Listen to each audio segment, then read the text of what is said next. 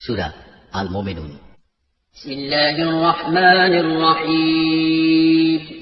রহমান রহিম আল্লাহ তাআলার নামে। নিঃসন্দেহে সেসব ইমানদার মানুষরা মুক্তি পেয়ে গেছে যারা নিজেদের নামাজে একান্ত বিনয় অবনত হয়, যারা অর্থহীন বিষয় থেকে বিমুখ থাকে, যারা রীতিমতো যাকাত প্রদান করে, যারা তাদের যৌন অঙ্গসমূহের হেফাজত করে। তবে নিজেদের স্ত্রী কিংবা নিজেদের অধিকারভুক্ত দাসীদের ওপর এই বিধান প্রযোজ্য নয়। এখানে হেফাজত না করার জন্য তারা কিছুতেই তিরস্কৃত হবে না। অতঃপর এর বিধিবদ্ধ উপায় ছাড়া যদি কেউ অন্য কোনো পন্থায় যৌন কামনা চরিতার্থ করতে চায়, তাহলে তারা সীমা লঙ্ঘনকারী বলে বিবেচিত হবে।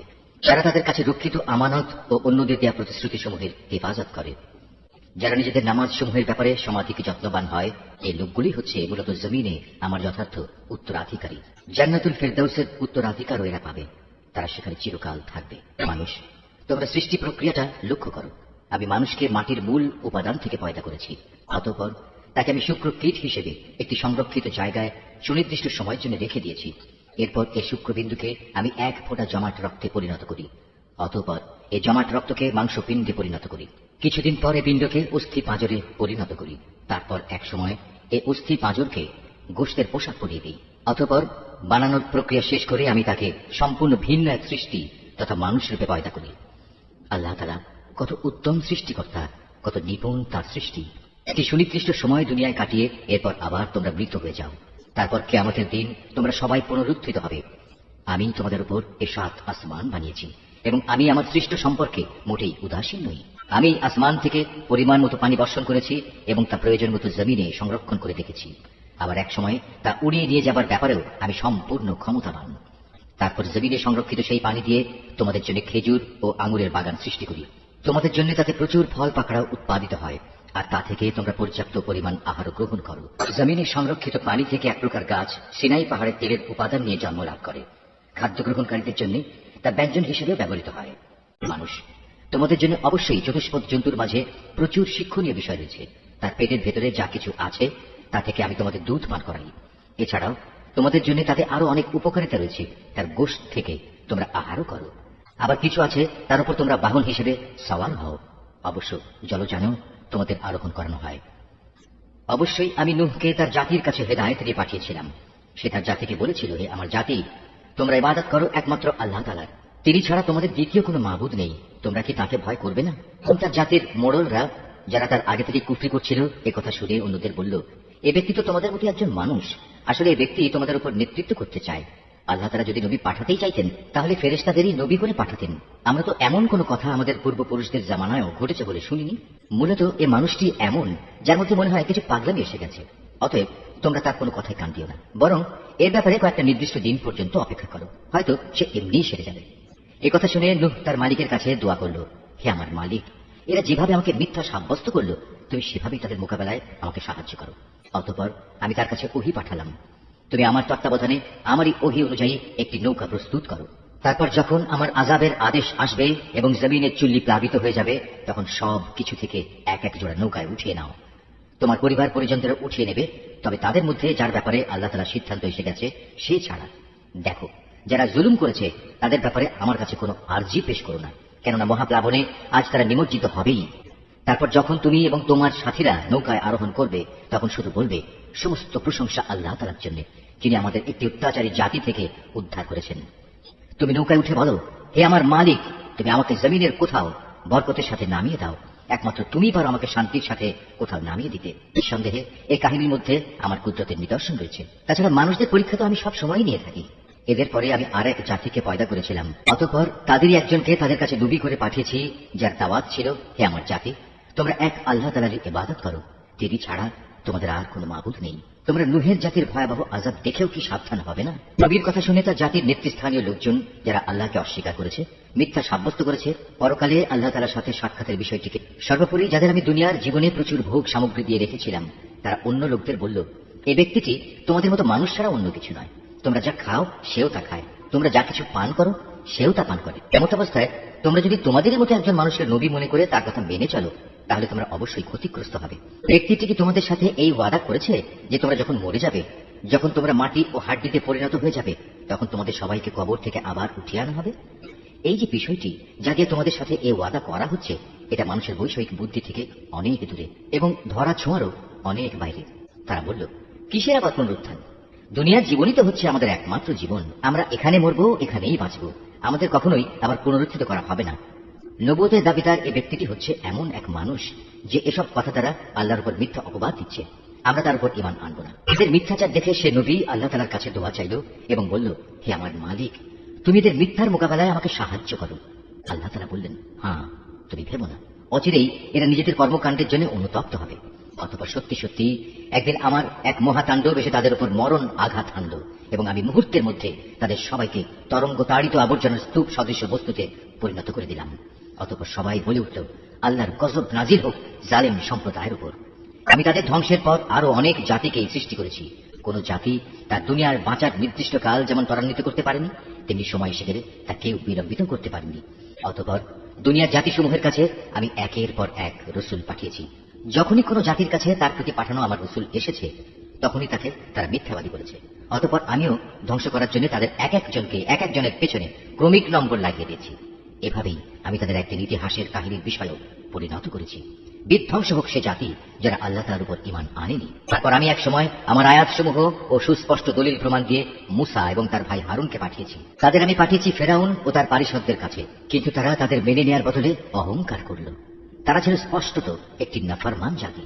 তারা বলতে লাগলো, আমরা কি এমন দুজন মানুষের উপর ঈমান আনবো যারা আমাদের মতোই মানুষ, অপরদিকে তাদের জাতীয় হচ্ছে আমাদের সেবাদাস?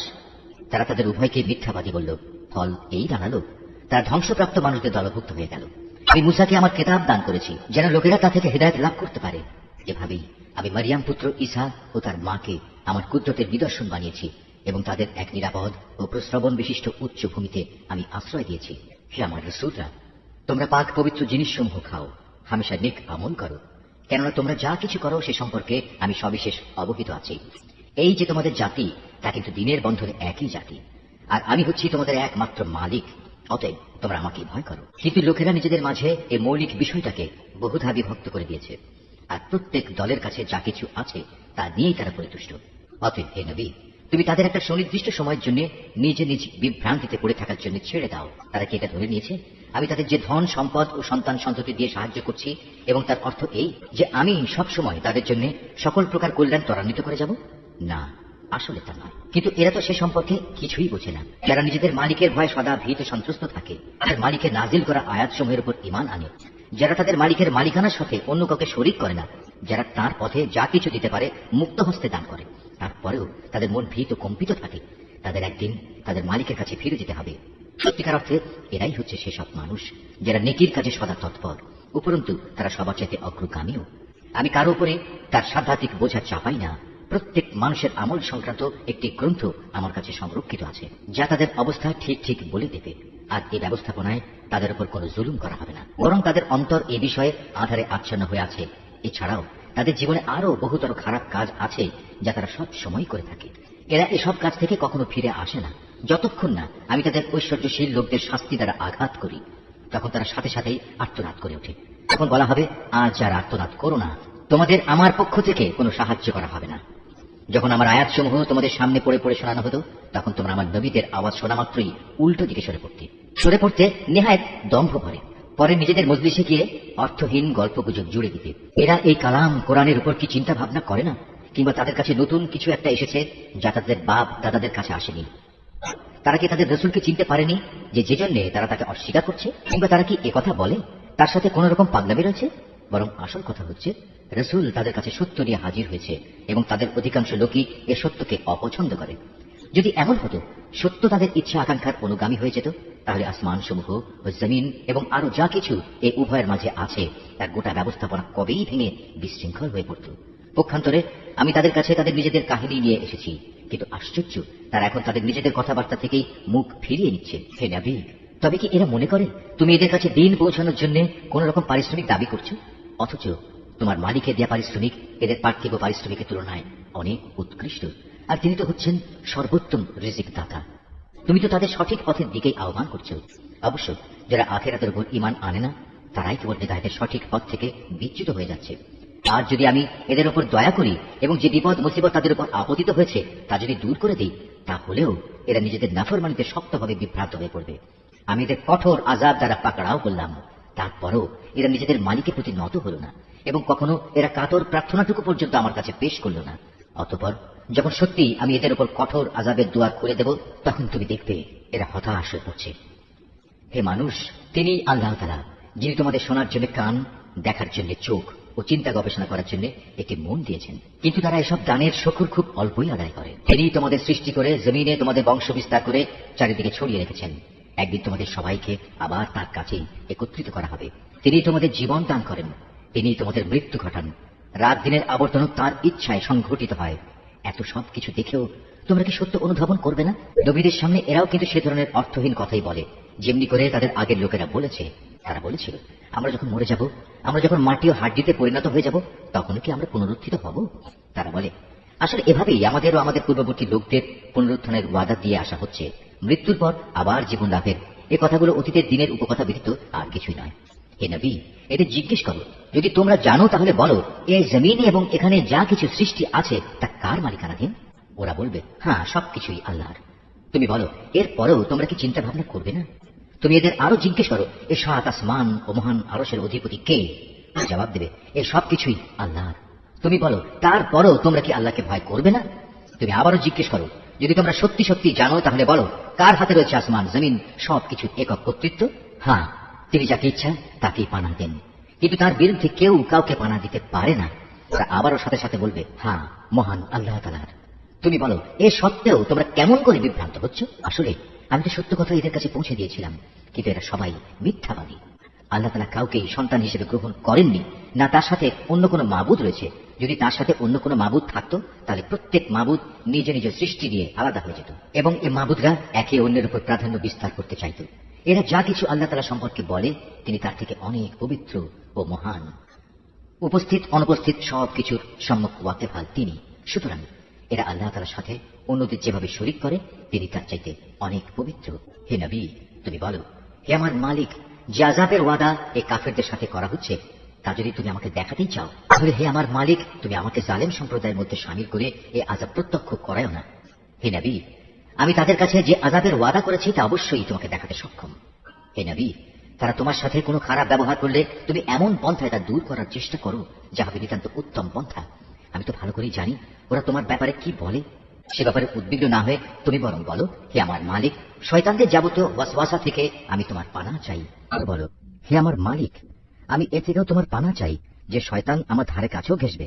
এই অবস্থায় যখন এদের কারো মৃত্যু এসে হাজির হবে, তখন সে বলবে, হে আমার মালিক, তুমি আমাকে আরেকবার পৃথিবীতে ফেরত পাঠাও, যাতে করে সেখানে গিয়ে এমন কিছু নেক কাজ আমি করে আসতে পারি যা আমি আগে ছেড়ে এসেছি।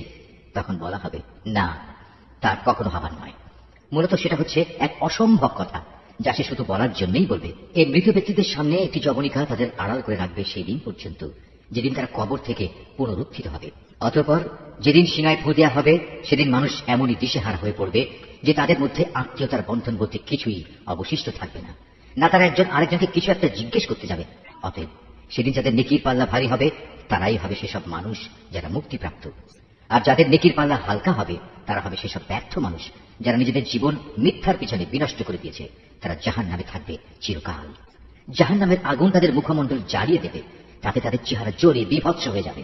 তাদের যখন জিজ্ঞেস করা হবে, এমন অবস্থা কি হয়নি যে আমার আয়াতসমূহ তোমাদের সামনে পড়ে শোনানো হয়েছিল এবং তোমরা তা অস্বীকার করেছিলে? তারা বলবে, হে আমাদের মালিক, আমাদের দুর্ভাগ্য চারিদিক থেকে আমাদের ঘিরে ধরেছিল এবং নিশ্চয়ই আমরা ছিলাম গোমরাহ সম্প্রদায়। হে আমাদের মালিক, তুমি আজ আমাদের এই আগুন থেকে বের করে নাও। আমরা যদি দ্বিতীয়বারও দুনিয়ার ফিরে গিয়ে সীমা লঙ্ঘন করি, তাহলে অবশ্যই আমরা জালেম হিসেবে পরিগণিত হব। আল্লাহ তাআলা বলবেন, তোমরা অপমানিত হয়ে সেখানে পড়ে থাকো, আজ কোনো কথাই আমাকে বলো না। অবশ্যই আমার বান্দাদের মধ্যে একদল এমনও আছে যারা বলতো, হে আমাদের মালিক, আমরা তোমার উপর ঈমান এনেছি, অতএব তুমি আমাদের দোষ ত্রুটি সমূহ মাফ করে দাও। তুমি আমাদের উপর দয়া করো, তুমি হচ্ছে দয়ালুদের মধ্যে সর্বোৎকৃষ্ট দয়ালু। অতঃপর তোমরা তাদের উপহাসের বস্তু বানিয়ে রেখেছিলে, এমনকি তা তোমাদের আমার স্মরণ পর্যন্ত ভুলিয়ে দিয়েছে। আর তোমরা তো তাদের দিয়ে হাসি তামাশাই করতে। তাদের সে ধৈর্যের কারণেই আজ আমি তাদের এই প্রতিফল দিলাম।